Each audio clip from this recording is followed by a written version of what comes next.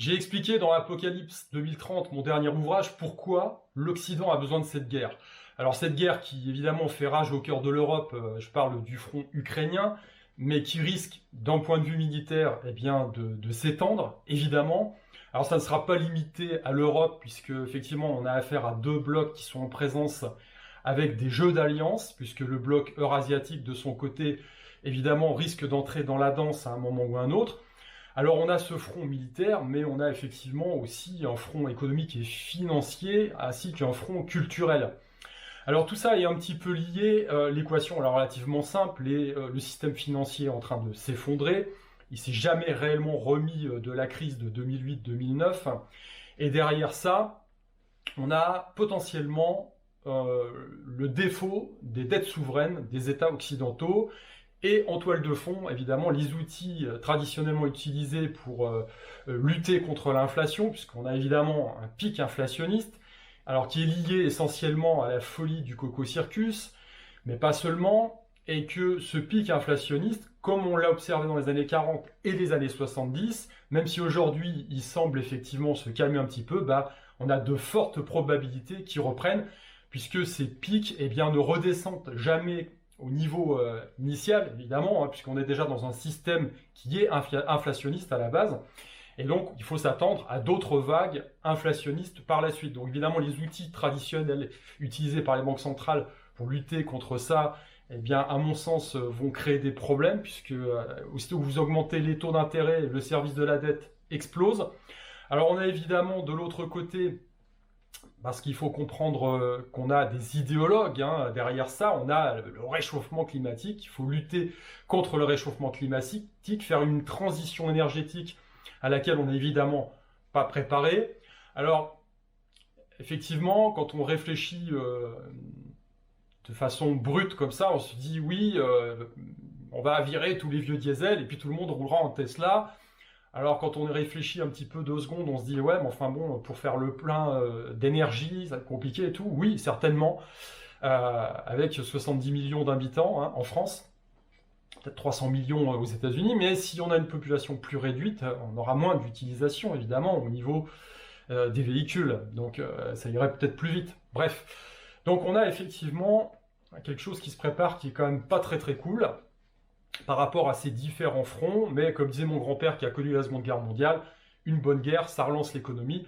Alors sauf qu'évidemment aujourd'hui en 2023 et dans le cycle dans lequel on est, les formes sont un peu différentes, puisque on voit bien ce qui s'est mis en route il y a 2 ans avec le Coco Circus, c'est quelque chose d'inédit, et effectivement derrière là, on ne sait pas trop vraiment ce qui va sortir du chapeau. La seule chose qu'on peut observer jusqu'à présent, c'est qu'on a une escalade.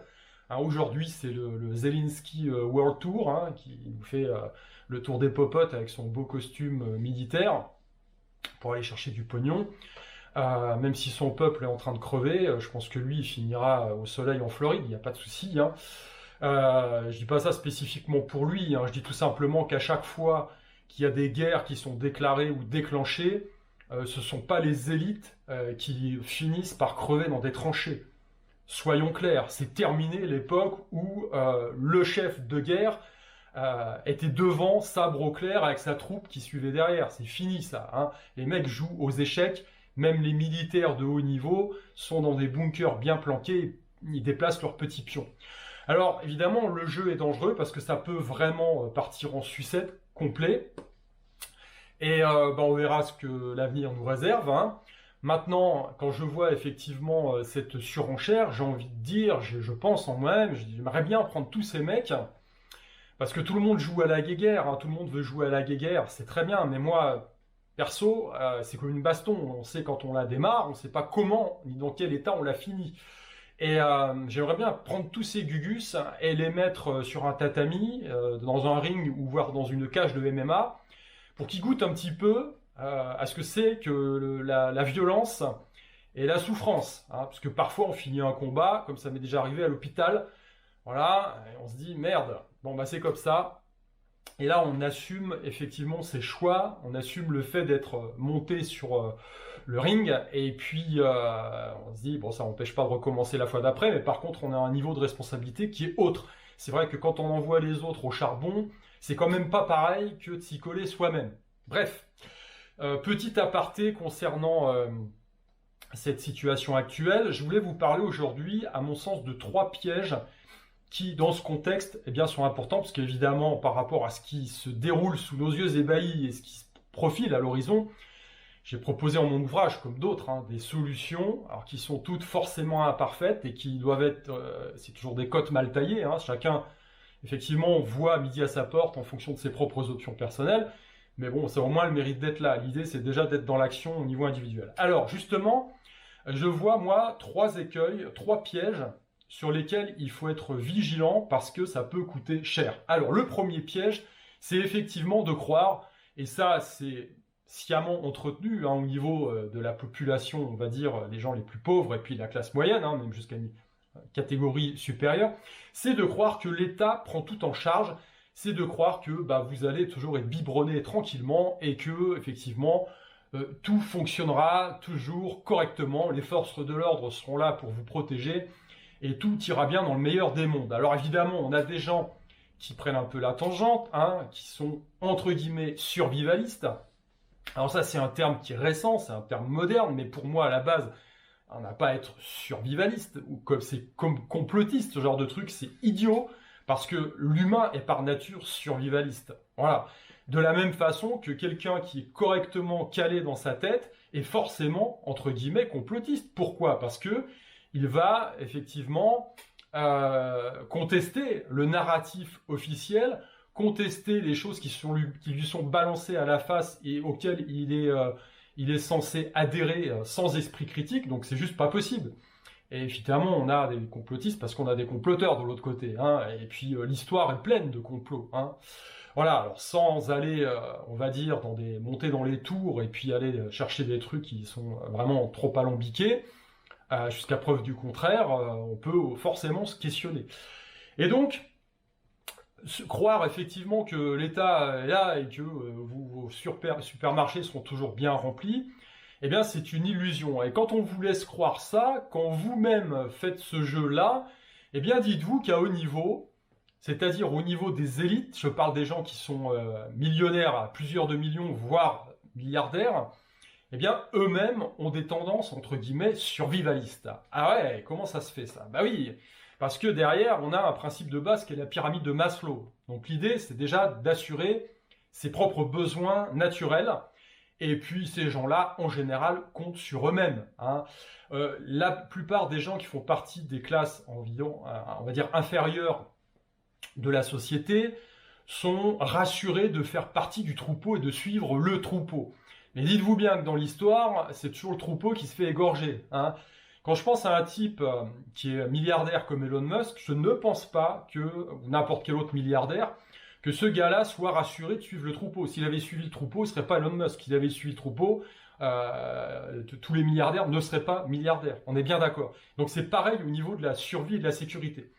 Et un truc qui est intéressant, c'est que je suis tombé sur un site, c'est une société suisse, il me semble, qui s'appelle Oppidum, vous pouvez aller jeter un œil sur Internet, qui propose justement des bunkers et des BAD, donc des bases autonomes durables pour milliardaires. Et là, on se régale, parce qu'on se dit, waouh, effectivement, on est loin de la petite fermette au fin fond de la brousse, avec le gars qui se débrouille comme il peut avec son vieux 12 hérité du grand-père. Hein. Donc là, on a affaire à quelque chose qui est d'un autre calibre. Alors, je vais vous montrer des images, parce que évidemment, il y a encore des biais psychologiques là-dedans, hein, même à très haut niveau, c'est toujours la même chose. Hein. Donc, vous voyez là le garage, par exemple. Alors, il faut bien stocker les voitures de collection de monsieur. C'est sûr que si on a l'apocalypse, ça va être utile. Mais bon, bref, c'est du même acabit que la galerie d'art privée, hein, qu'on trouve aussi.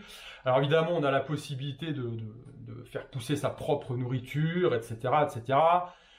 Tout est renforcé, tout est blindé, tout est prévu pour subir l'apocalypse sans sourciller. Évidemment, alors le biais pour moi, c'est effectivement le côté high-tech et le côté domotique à fond. Alors ça, j'y crois absolument pas, parce qu'on voit bien les voitures modernes, quand ça commence à clignoter de partout et que ça fonctionne plus, on est un petit peu dans la merde, et qu'il n'y a rien de tel qu'un bon vieux système manuel et solide. Plus les systèmes sont complexes, plus ils sont fragiles. Alors donc on a effectivement encore un biais, et là un biais qui s'adresse à des personnes, entre guillemets, d'un haut niveau social, très haut niveau social, c'est leur faire croire qu'ils pourront garder, conserver leur niveau de confort actuel. Voilà, alors si, voilà, c'est bien, vous appuyez, enfin, vous présentez votre main ou votre visage d'un point de vue biométrique, la porte s'ouvre.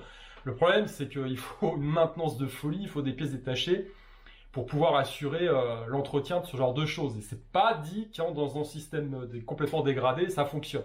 Donc vous voyez, on n'est pas les seuls, nous, à être soumis à des biais psychologiques. En tout cas, ce qui est intéressant de remarquer, c'est que effectivement, il n'y a pas que Gérard qui se prépare dans son coin, à son petit niveau. Vous voyez qu'il y a effectivement une élite supérieure de haut vol qui se prépare à elle-même. Donc là, on a affaire à la Suisse. On sait très bien que la Nouvelle-Zélande, c'est le paradis, le refuge des milliardaires en cas d'apocalypse. Donc bref, je n'ai pas dit que ça va arriver, je dis juste que faire croire aux gens du peuple qu'il ne peut compter que sur l'État et qu'il faut qu'il compte que sur l'État, parce que tout fonctionnera toujours bien, et que s'il commence à prendre un petit peu la tangente pour assurer sa propre survie, tout le monde se fout de son nez et le moque, bah non, puisque ça se fait à très haut niveau aussi. Alors, le deuxième piège, c'est celui de la spiritualité.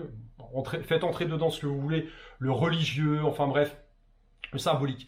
C'est-à-dire qu'il y a encore quelques dizaines d'années, on avait encore en France une assise religieuse, puisque effectivement, on est issu de la civilisation judéo-chrétienne. Moi, j'ai encore, étant gamin, connu les communions dans les villages. Je pense que tout ça, c'est terminé maintenant.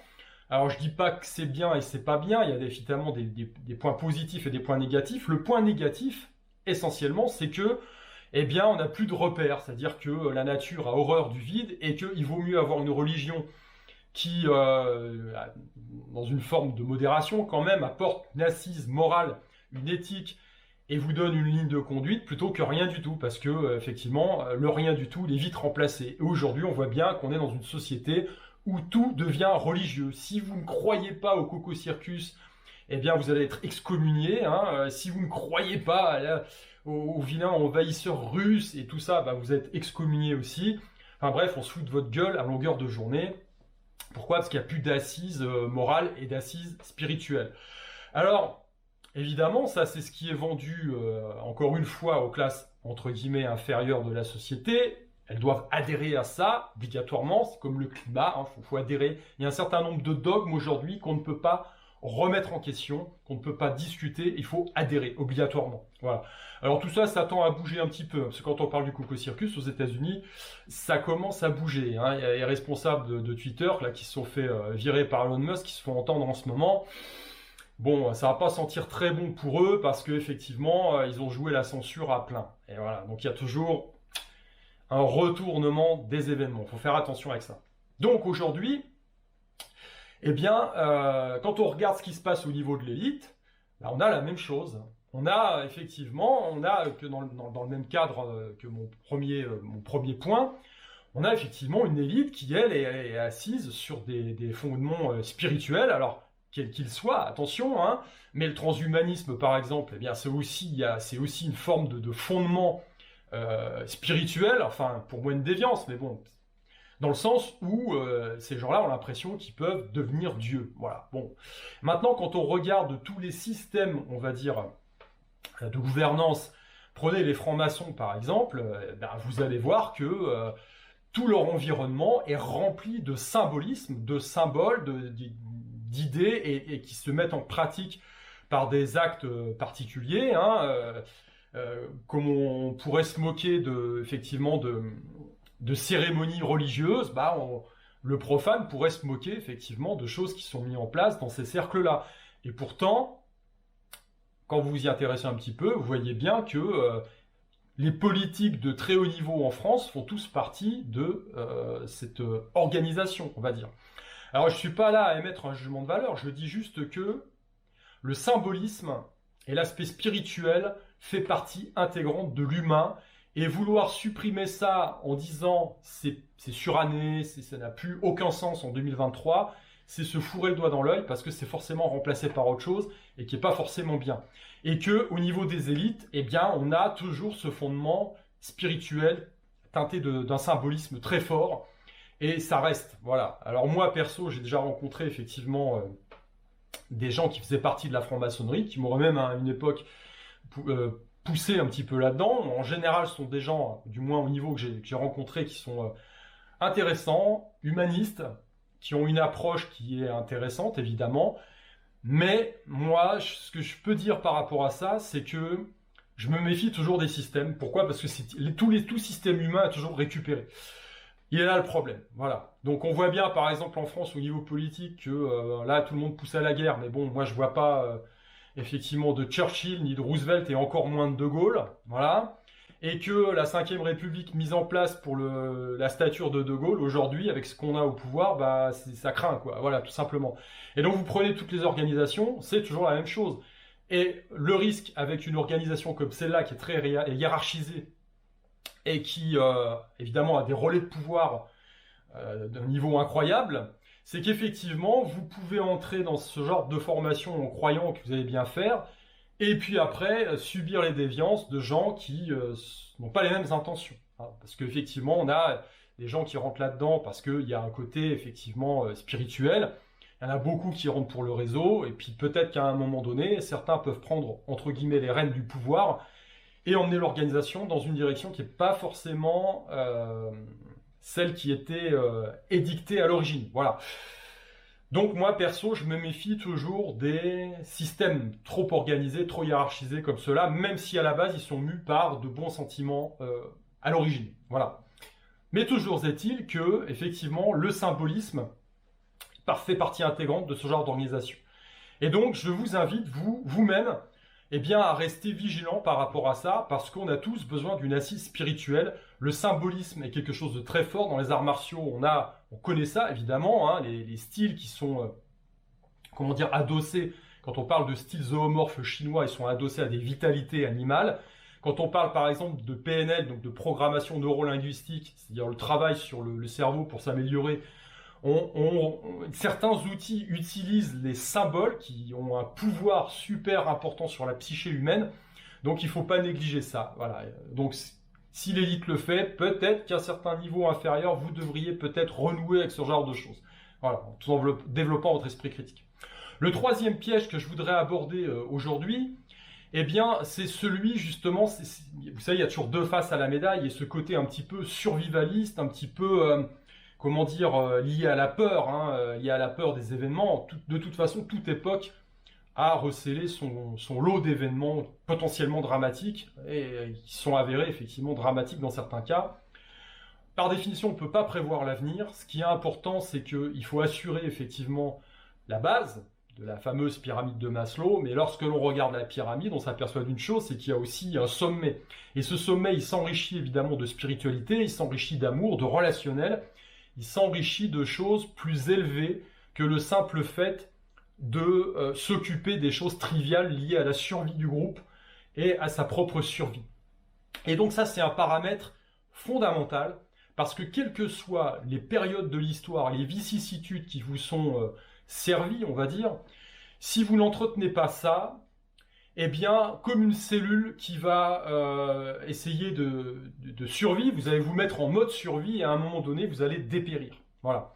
Donc, si vous êtes dans la peur avec votre fusil de 12, vos boîtes de conserve perdues au fin fond de la pampa, et à un moment donné, vous allez péter un câble et vous n'allez pas vous développer parce qu'il va vous manquer quelque chose de super important. Donc, je vous invite évidemment, encore une fois, à penser au développement spirituel. L'assise spirituelle est au centre de tout aujourd'hui.